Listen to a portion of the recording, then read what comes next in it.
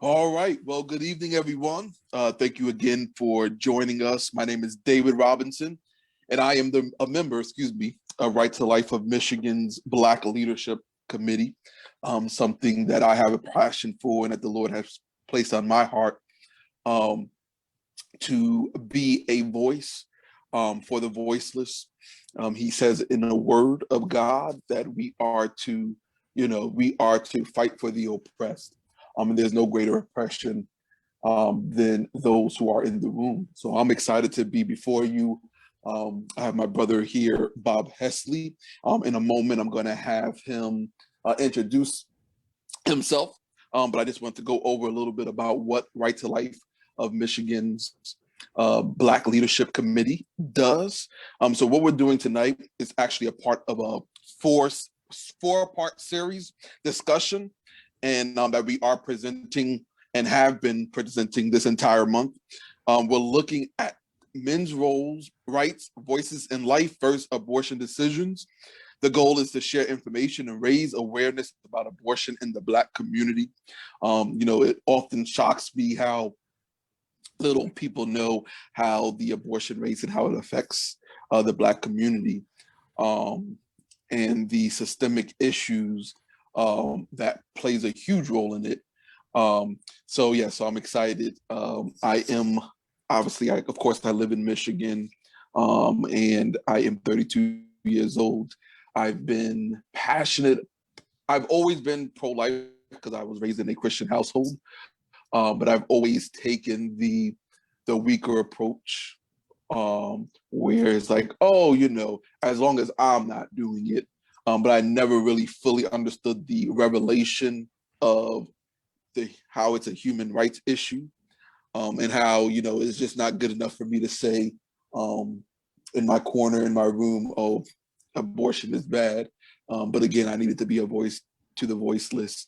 And the pushback that I get, and I know that Bob, you get it as well, kind of shows me that I'm right where I'm supposed to be, whenever we're attacked by the spirits, because we know that the fight is spiritual.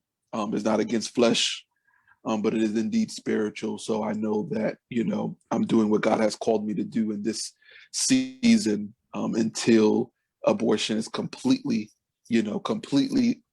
looked at as something as heinous as it is, just like it was during abortion. But I don't want to take up too much time. Bob, why don't you go ahead and introduce yourself, please? Yeah, David, thanks for having me on. And I want to give a special thanks to Right to Life of Michigan Multicultural Outreach. Absolutely. And much like my brother David said, abortion is the preeminent civil rights issue of our time. It is the preeminent human rights issue of our time. And I like to refer to myself as a modern day abolitionist. I see myself as a Marcus Garvey type. I'm the kind of guy who 200 years ago was walking around, quote unquote, imposing his values and his morals on others. Because were it not for people in the North, were it not for abolitionists like Marcus Garvey, like Abraham Lincoln, who I believe started the original Black Lives Matter movement back in the 1800s, when he put an end to slavery, were it not for the abolitionists, our abolitionist civil rights, human rights forefathers, I, as a Black man, David, you as a Black man, all of our Black viewers would still be in chains. We would still be being traded like chattel, being poked, treated like inhuman property. So that's what I'm passionate about. Absolutely. Thank you. I appreciate it. I really appreciate your passion behind it. I'm excited to have this discussion. And I'm grateful for, the right to life to actually see the need of not just Black people, but Black men. Mm-hmm. If we want to be the leaders, we have to step up in every way, and this is definitely one of them. But we're going to go ahead and get started. Thanks again, Bobby, for that passionate introduction. So we're actually going to get right into the rights, right? So we know that Black men and women have been denied their God-given rights throughout history, unfortunately. And so my question to you is, do you think that the abortion advocates feel abortion is a right to make? Do you believe that they use the argument of it's a right in order to, it's easier to manipulate people into thinking that it is okay? I do, David. I really do. And it's a very devious scheme that's been in the works for the last, 60 to 80 years. The issue is this: at its core, human life, whether or not a fertilized embryo is a member of the human race or not, at its core, that is a fundamentally moral, ethical issue. But those who promote abortion, they know that it's a moral issue. Yep. And the fact is, there's no way that they could win this war on the unborn, particularly on the Black unborn, because we have been murdered the most out of all age demographics. That's a fact, which we'll be presenting later on in the presentation. But they know that there's no way that they could fight this battle on a moral front. So what they do is they take this issue from being a moral issue and they turn it into a political issue. Rather than making it an issue of right versus wrong, because they would lose every single time were it for that lens of right versus wrong, they make it right versus left, right? They turn it into this polarizing political issue. That's good. To keep attention away from the fact that it's a moral issue, because if you can push it as a political issue, then now you can start using language and euphemism in order to meet your ends. And it's like G.K. Chesterton once said, one of the greatest Catholic authors of the 20th century. He said that euphemism is the language of Satan. And when you look at the abortion industry, when you look at the language of all the people who promote abortion, it is filled with euphemisms. For example, they say things like abortion is the termination of a pregnancy. But the fact of the matter is, abortion is not the termination of a pregnancy. Natural birth is the termination of a pregnancy. But they have turned this into such a political issue that the last thing on people's mind of what actually terminates a pregnancy is allowing the child to live. If I were murdered and I was in high school, nobody would say that Bobby Hesley's high school career was terminated. No, Bobby Hesley was terminated. My high school career being cut short is a byproduct of the fact that my life was cut short. So until we can get the language correct, until we can get rid of this perverse eugenics language that's used to push this horrible crime against the unborn, it's always going to remain a political issue in the eyes of the public. And that's the fight that we have on our hands. That's exactly it. Like I said, it's really interesting, hearing that argument, and I'm like, that this shouldn't be a political one. And I always find myself to be most frustrated with those who call themselves Christians, because we already know that science is on our side, but going deeper, as far as like spiritually and other Christians, I think that is where the frustration comes in. But to add to your point, so what do you think the role is for the biological father in the pregnancy decisions regarding the unborn child? Because unfortunately, we have absolutely no legal right to protect the child from death by abortion. And they talk about reproductive health, as we just mentioned. But yet, when a child is born, the man is 100% responsible to financially support the child, or we will be placed in jail. So tell me your thoughts about that part, specifically about not only because we know we don't have any legal right, but maybe what steps we can take. What are your thoughts on that?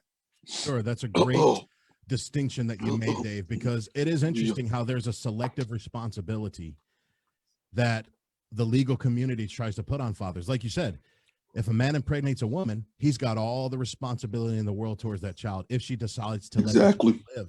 And I hate to even use that term, if she decides to let the child live, as if we're God and we can decide who lives and who dies.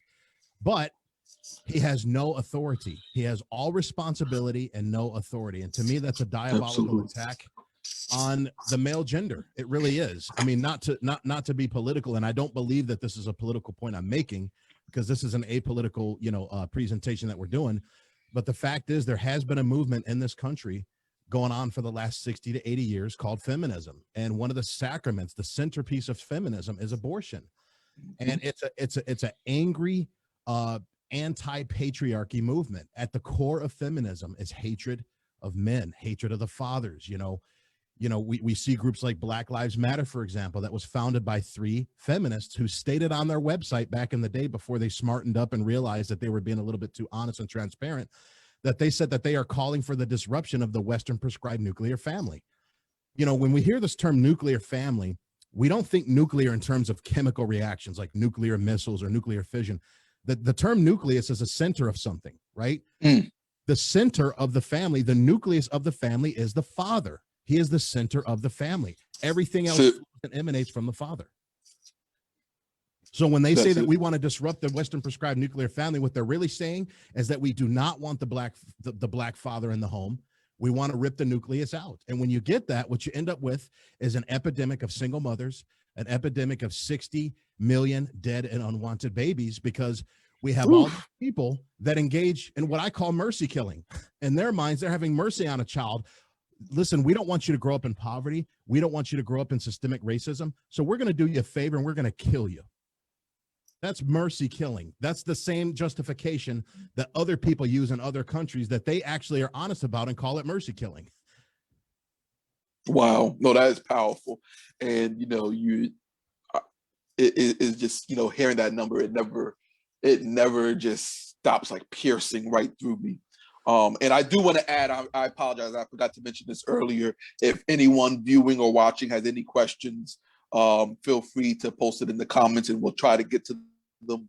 We are going to discuss a lot of topics this evening, so we don't get to you. Please forgive us. We're definitely going to try, but feel free. All are welcome into the conversation. And again, so I just wanted to add that. But I really thank you for that input and your perspective. And what I enjoy most about how you put it, you're using language that forces people to really be like, wow. Something that we fail to do is is throwing it not back at them, but using rhetoric that really would stick, right? Sure. Really stick. We need to, I'm even trying to get out of the habit of calling it abortion and calling it for what it is, which is murdering of the unborn. Because again, our conscience has been so seared due to this subject. Because even if you think about back in, when it first became law, and it was still very much shunned upon, right? People were like, "Oh no, I'm not gonna. If I do it, it's not amount." But then to see how quickly, all it took was for the government to determine something, right? I often say that I don't allow the government to determine whether or not I am a person or someone is a person. I'm not going to let the government make that definition, because we went through that road, right? Something called slavery. And the government defined what a person is, and you and I both weren't considered people. So I wouldn't dare, so when people use that argument, oh, well, the government says, well, no, again, I'm not going to let the government determine. You guys say you want to trust the science. This is, again, for me is deeper because of my relationship with Christ. But again, science is on our side. So if you take quote unquote religion out of it, it still will be the same. But again, I thank you for your input, which leads perfectly into our next topic. And we're going to discuss it in racial terms, right? There's no surprise here that, racism has been, brought up, often used for, political reasons. And then there, are legitimate racial issues and legitimate cause for concern.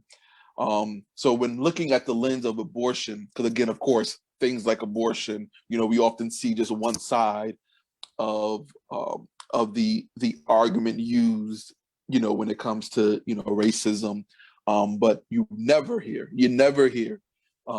how racism plays a role in abortion. So what are your thoughts about, the abortion industry targeting Black communities? David, that's one of the most frustrating things about this conversation, because absolutely, we all hear the term, we hear it 100 times a day. We all hear this term systemic racism. It's all we hear about. And the fact is, go where the bodies are. What is the form of systemic racism that kills more Black people? And this is not to undermine police brutality, which are isolated incidents. But let me give you an analogy, David. Let's say, for example, the American Cancer Association decided to dedicate billions upon billions of dollars to fighting a form of cancer, which is a serious form of cancer. But this form of cancer only kills less than 1% of the population. And they put all their time, all their effort, all their marketing outreach, all their resources, right? All their awareness raising into this rare form of cancer that kills less than 1% of people. Meanwhile, they're ignoring breast cancer. They're ignoring colon cancer, which took Brother Chadwick Boseman last year. They ignore, testicular cancer, all these other common forms of cancer that kill millions every year, and they never mention a word about that. To me, that's what most people who get caught up in these peripheral social justice issues, and they are secondary issues.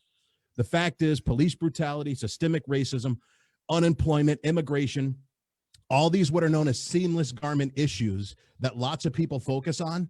I'm sorry to say, but those are secondary peripheral issues, because unless the weakest members of our society, those who have no voice, those who can't even scream when they're being killed, they can't shoot back, they can't fight back, they can't run away, they can't defend themselves, they can't argue themselves out of the situation, they can't reason with the doctor who's trying to dismember them in the womb. They are completely and utterly defenseless in what should be the safest place on the planet for these people, which is their mother's womb. And we have millions upon millions of these members of our society, 60 million of them since Roe versus Wade. And this gets into something that we often don't think about a lot, which I refer to as what's called the birth opportunity cost, okay? Think of the generation of Roe, the first ground floor generation of babies that have been killed since 1973. We forget these people, had they been allowed to live, and again, I hate using that term allowed to live as if we have the power to decide who lives and who dies. But if these people had been allowed to live, do you realize, Dave, that they would be 48 years old right now, the generation of Roe? They would be old enough to have kids of their own. Some of them would be old enough to have grandparents. So when you look at these 20 million black babies that were systemically, racistly targeted by a eugenics organization called Planned Parenthood, founded by Margaret Sanger, who is a known eugenicist, the fact is, let's be conservative, and let's say that each of these 20 million black babies, let's say that they just had 2 children apiece. 2 children apiece. If they were allowed to be old enough to have kids and live, that's another 40 million black people that would be here today were it not for Roe versus Wade. And yet we don't hear people talking about that.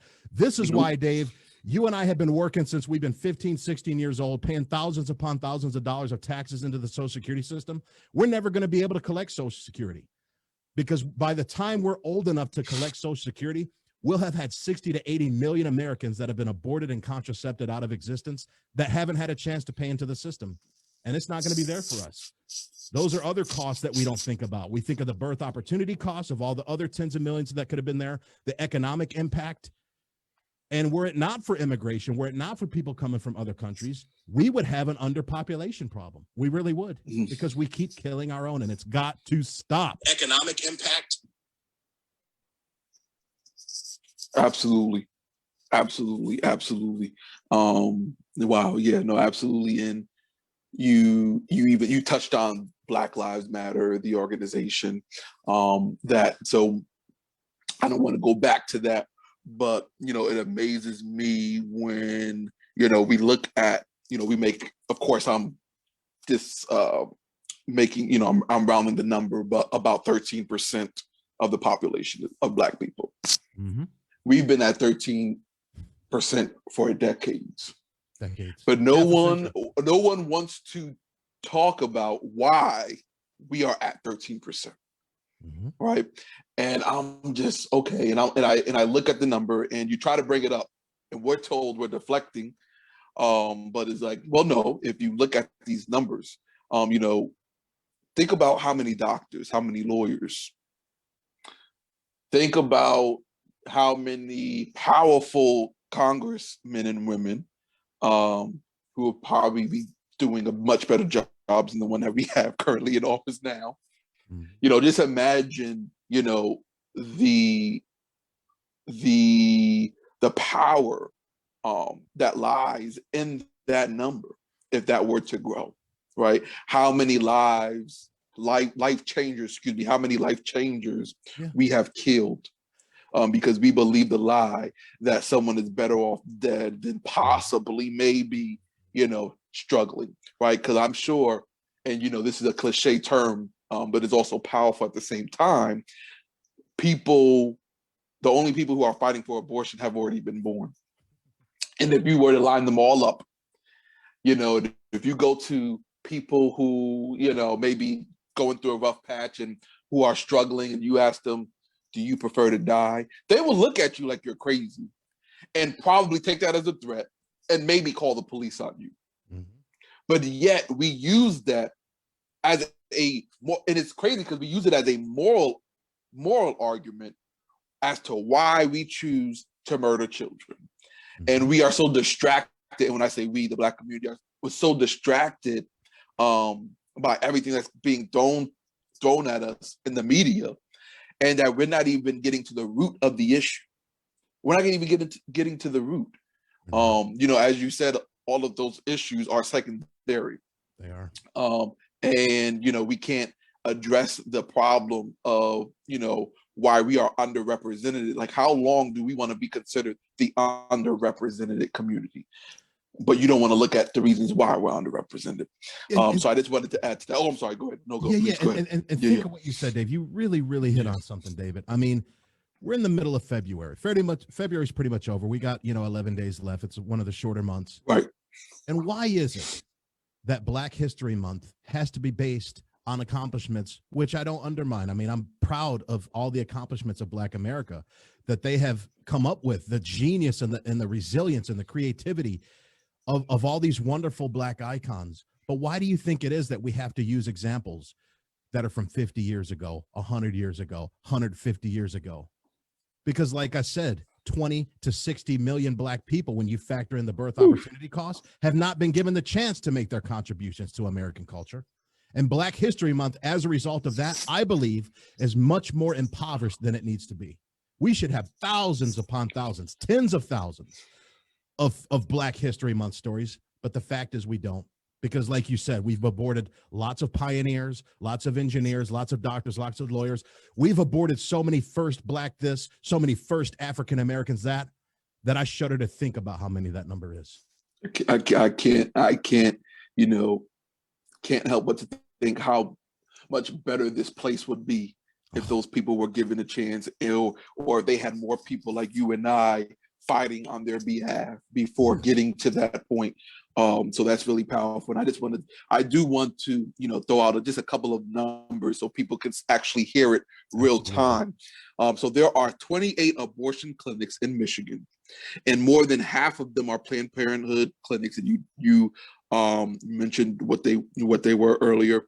And they are located in cities like Detroit, Flint, Saginaw, Jackson, Warren, Westland, and all those places. We don't even have to say it. They all have one thing in common.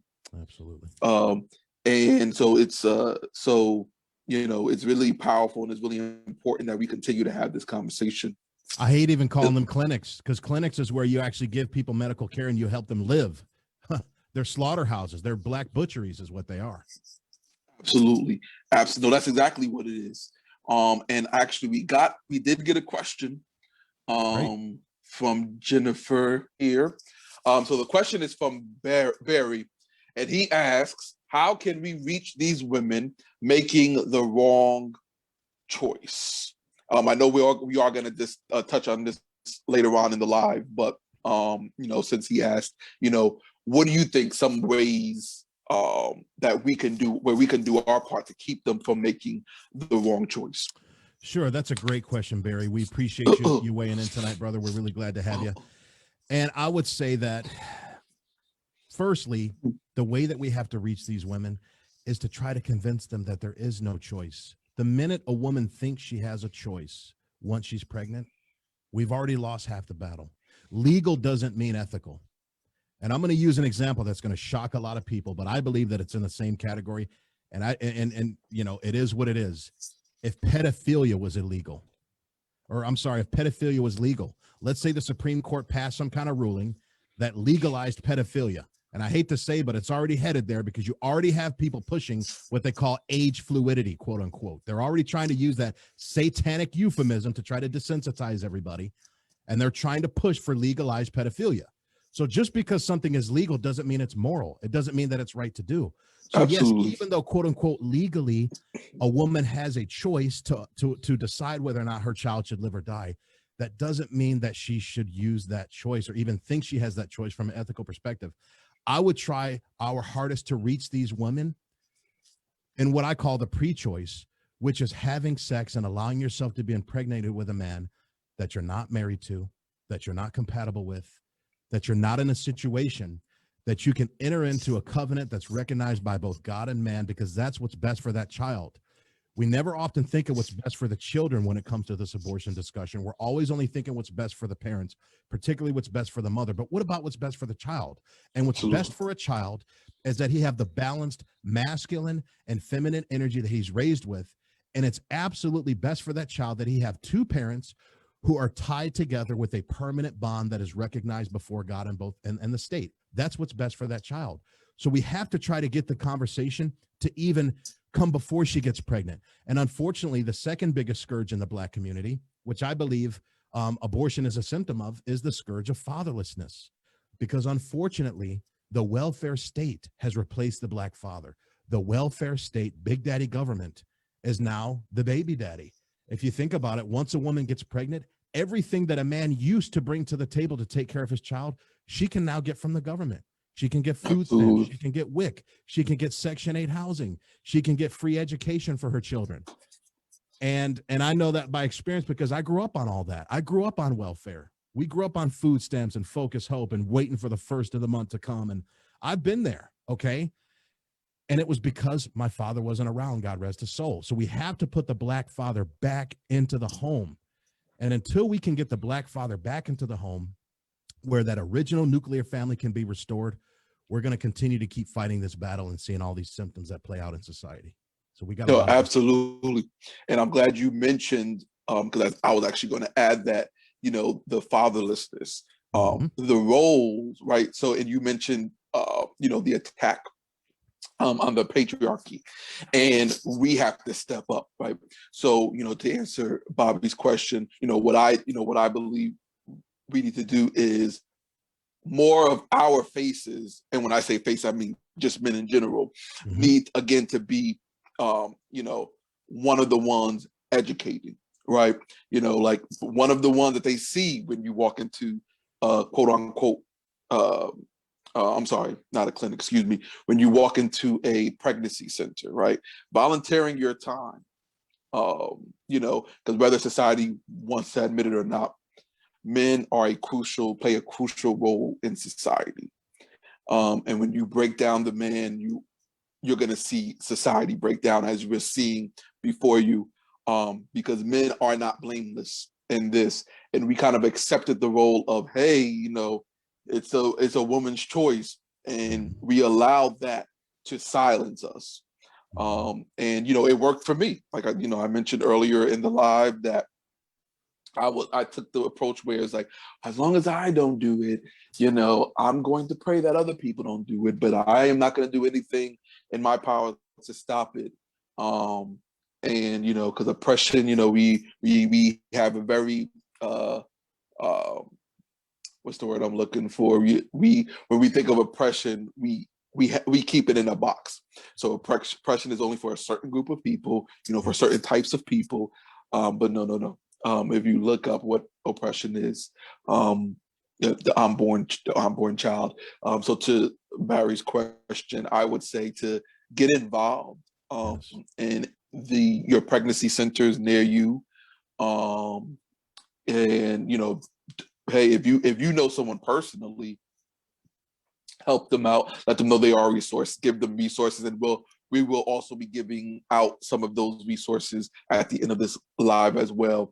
But they're out there, right? One of the biggest lies that we're told is that, oh, you're pro-life until the child is born and you don't care about them, which is not true, because, every pregnancy center, every actual family planning centers are all ran by pro-life, and there's thousands upon, thousands, and I'm being generous with that number, out there. So that is simply not true. Simply not true. So again, I hope that answers your question, Barry, as far as some of the things that we can do to keep them from making that wrong choice. And that goes perfectly into our next topic, which is quote unquote religion. Mm-hmm. So a lot of people, and I literally just said this, so a lot of people will say, hey, I'm pro-life myself, but I don't want to impose my views or religious beliefs on someone else.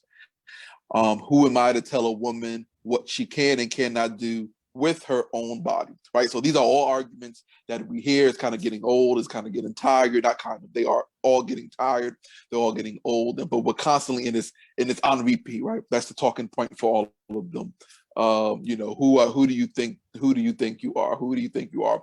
And it's funny. I remember one time I posted something, and this has happened a couple of years ago, and someone was like, "What is your deal? And why are you so concerned about a woman's body part?" They used another term, but I'm not going to use it here. A woman's body part and all of this, and going, "You're a man," and it's just like men, and just pretty much just writing a long comment. And another woman who I know, she's a Black woman, and she's also pro-life, and she comes under the thread, and she's like, "Well, I'm a woman," and she pretty much reiterated what I said and added her own great points to it. And the person just was speechless, because again, we hear this all the time, but it's so funny that you get to fight, right, to kill children. You can fight all you want to, even though you're a man. You can fight all you want to, but I'm standing up, right? We're told, we are fighting for other lives, right? Not one person in the pro-life movement we're fighting for ourselves. We've been born, so right. We're fighting for people. So what is your approach when people say those type of things? And I want to approach it from the man's point of view. So right, so I know we all know what the talking points are, but from a man's point of view, how do we combat that? And how do we destroy those talking points? Here's how you destroy the talking points. You turn them on their heads and you apply them. We want to approach it from a man's perspective. Let's approach it from a man's perspective. So one of the talking points that's commonly bandied about by those who are pro-abortion is they say, keep your laws off my ovaries. We shouldn't pass laws that regulate what a woman can do with her quote unquote reproductive organs. Now, if you truly believe that, I like to make people honest and keep them consistent to their principles. If that's the case, if you believe that it is patriarchal and that it is oppressive and that it's a horrible thing to pass laws that regulate what a woman can or cannot do with her reproductive organs, then you should be opposed to anti-rape laws. Absolutely. Because anti-rape laws, at their essence, are laws passed against men that regulate what they can and cannot do with their reproductive organs. There's an old saying that your right to swing your fist ends where my nose begins. So yes, we have a right to do what we want with our bodies. If I wanted to, I can take my headset off and do 3 backflips and then spin around until I'm dizzy. I have every right to do that. But if a baby crib is behind me with a 2-week-old baby sleeping in it, all of a sudden I don't have a right to do a backflip, do I? Wow. Because my right to do that backflip ends where that baby crib begins, and I cannot use my body in such a way that will harm another innocent human being. So if you believe that laws that regulate what a woman can and cannot do with her reproductive organs are unethical laws and they're oppressive laws, then so are anti-rape laws. Wow. That's it right there. That's it right there. Wow, Bobby, you are really hitting some strong nuggets, right? Some really strong points. And what I love about them is that they're not rooted in the typical, pro-life arguments that are already out there, that it's are natural awesome. law. But it gives people like the chance to be like, wow, I've never seen it like that. I've never heard it like that. Because again, often it's we allow, and I say we allow it because we do. I blame a lot of us for the reasons why, we allow them to kind of overpower the conversation. Exactly. Like, think about it, Dave. Never once in this situation have I brought up the name of Jesus. Never once in this conversation have I brought up my Catholic faith. I haven't brought up the Bible. This is just common sense. Let's set religion aside. Let's set God aside, Judeo-Christianity aside. Let's set all that aside, and let's just hashtag believe the science. Let's just stick with common sense, with biology, and just on that front alone, most pro-choice arguments are not arguments at all. They're circular reasoning, and they're filled with logical fallacies. Absolutely. And even, when we look at, why it's so, like, abortion is also prevalent, inside the churches, right? We have a lot of people who are in church and they're having abortions.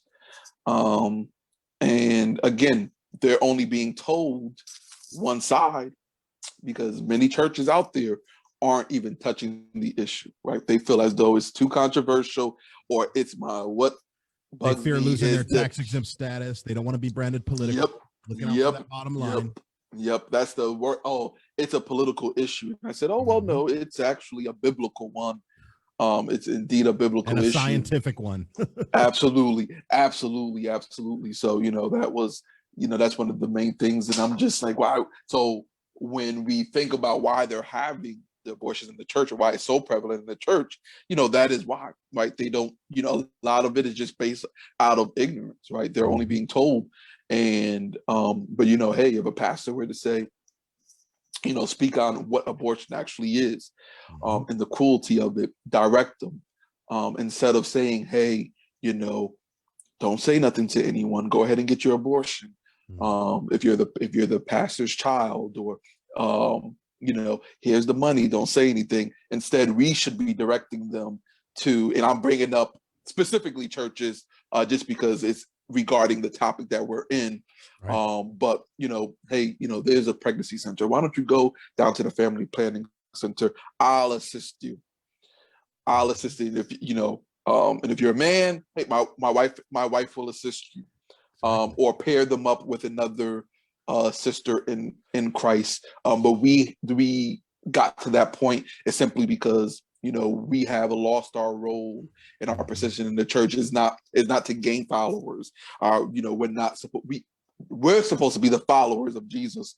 So, that I just wanted to address that as well, as far as that's also a thing that a lot of people don't know, that it is prevalent in churches.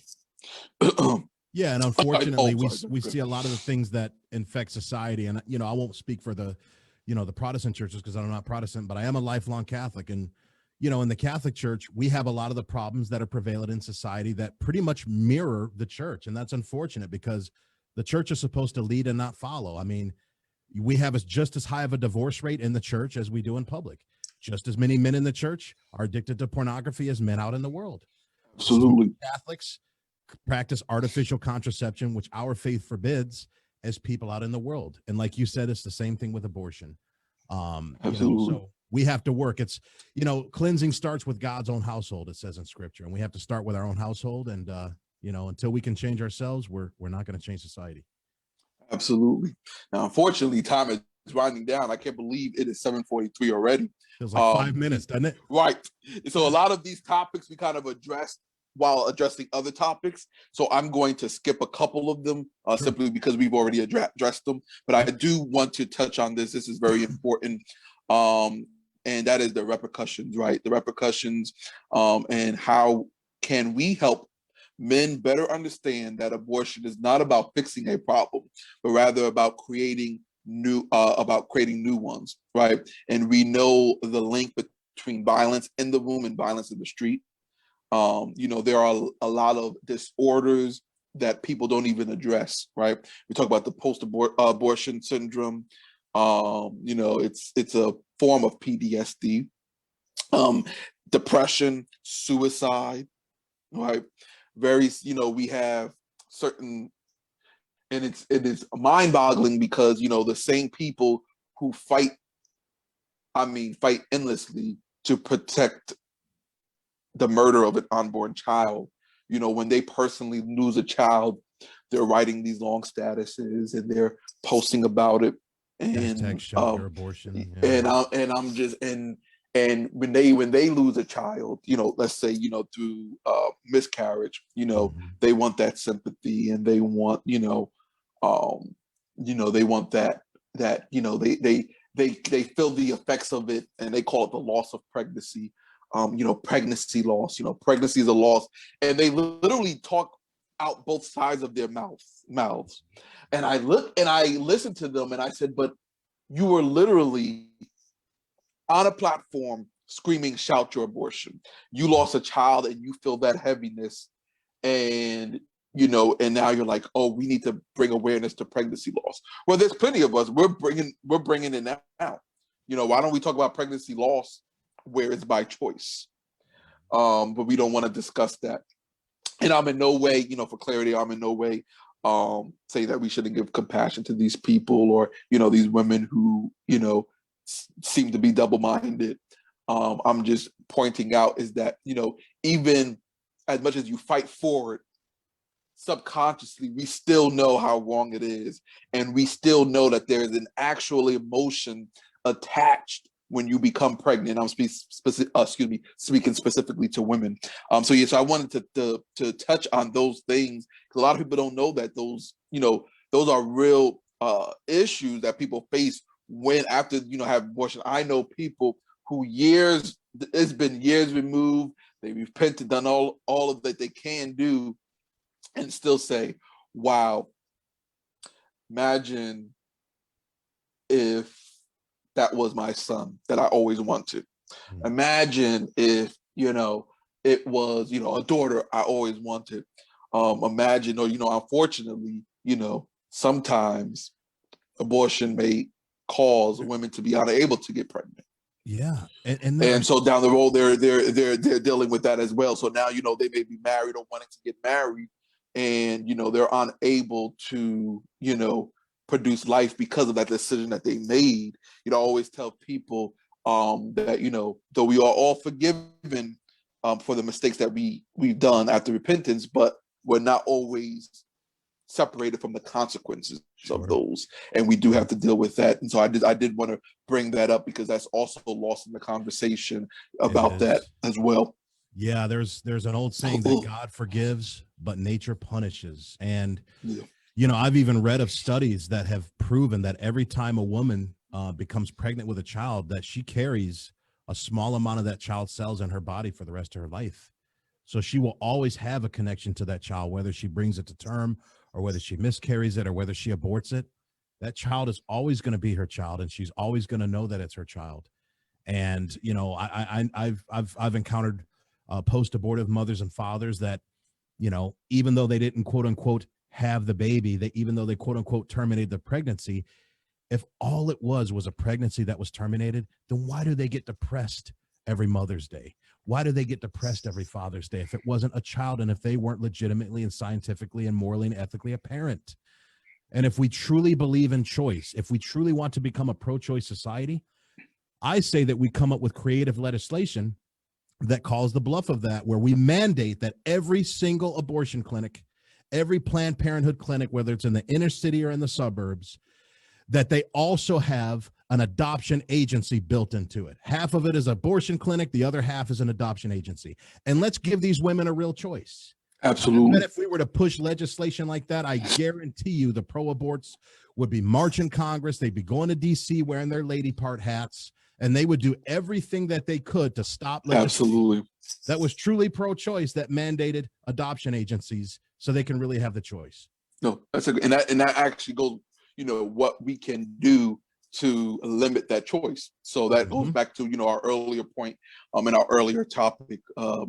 But, we are going to wrap up. There is, a question that did come up, more so of a comment, I guess. And it is, can you also, and it's from Kathleen Wilson, can you also talk about helping women know they have a choice to choose life when others, including the father, are trying to force an abortion? We can make pregnancy help centers, better known. And that is 100% correct, Kathleen. And I mentioned earlier, one of the biggest issues is that men, we have taken a step back and not taken our rightful place, right? You want to be the boss, but yet you're encouraging, the girl that you recklessly got pregnant, that you weren't ready for, and you're trying to encourage her to get an abortion. And as men, we need to be held accountable. Men Absolutely cannot thrive in the absence of accountability. I mean, there was just a court case a few years ago. You remember the teen, Dave, where she was sentenced to years in prison for encouraging somebody to commit suicide over text. You remember? Yep, I remember that. Yes, I sure do. And this person got on their social media. They were crying out for help. I want to kill myself. And this person said, do it. They were trolling them online, cyberbullying them online. That person went to prison for encouraging that person to commit suicide. Yet men can impregnate a woman and encourage her to kill the child. It's truly heartbreaking. It's truly heartbreaking. And I forgot about that case. That's actually a great analogy. Thank you for bringing that up, Bobby. But and again, I am here as a man of God. Amen. I am grateful for God's saving grace and His mercy, even when I don't deserve it. And so we do want to make known that we are here to help. Right? We are here to help. And a lot of times it's always like an either or thing. No, I can have compassion. I can assist a woman and also talk about the blatant evil of abortion. The both can indeed happen. And so, we want to definitely give you those options. So there's also a website.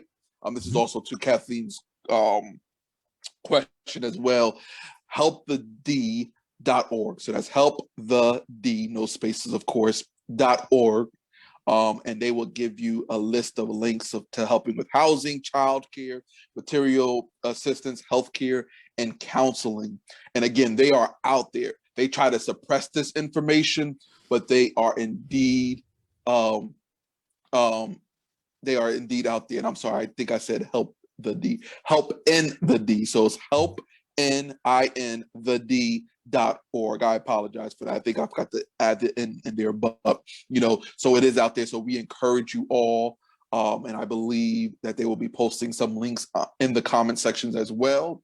So there are plenty of resources out there, and even if you want to, we have our page that's also attached to this live that you can go check out. And if you want to send a message, or if you know someone you want to direct them to the Right to Life of Michigan, we will all of us will do everything in our power to assist you and be anonymous as well.